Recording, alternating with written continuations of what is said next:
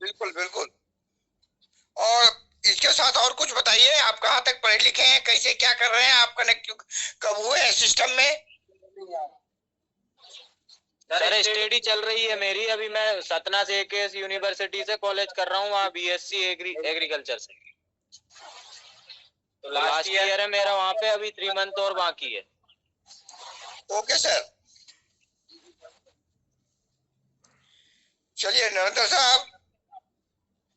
जी पटना से बीएससी एजी कर रहे हैं। जी सर। आप अपने पढ़ाई पे ध्यान दीजिए।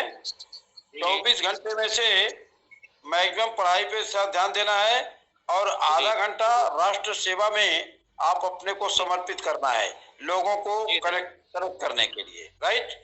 अपने जितने भी फ्रेंड्स हैं उन सबको आप अपराध मुक्त भारत मिशन से कनेक्ट कर दीजिए। जी जी बिल्कुल। और आप पढ़िए, आपको काफी मदद मिलेगी। ये पूरा पैनल आपके लिए सोचेगा।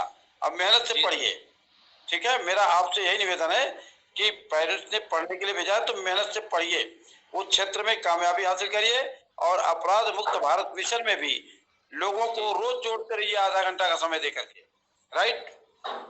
जी सर, बस सर आप लोगों से और जुड़ गए हैं तो फिर आगे कोई दिक्कत आएगी भी नहीं। बिल्कुल नहीं आएगी, बहुत सारी अपॉर्चुनिटियां आएगी, आप चिंता मत करिए। इससे ज्यादा मैं कुछ नहीं कहूंगा। राइट। जी। बहुत सारे वीसी हैं आपके साथ में, बहुत सारे प्रोफेसर हैं, साइंटिस्ट हैं, और एग्रीकल्चर एक बहुत अच्छा सब्जेक्ट है।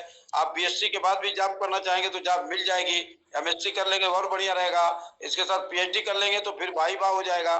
ठीक है ना। तो पढ़ाई पे ध्यान देना और राष्ट्र हित के बारे में चिंतन करते रहना, ऐसे ही पैनल पे आकर के। ठीक है साहब, मीना साहब कुछ बताना चाह रहे थे, उनको मौका दिया जाए।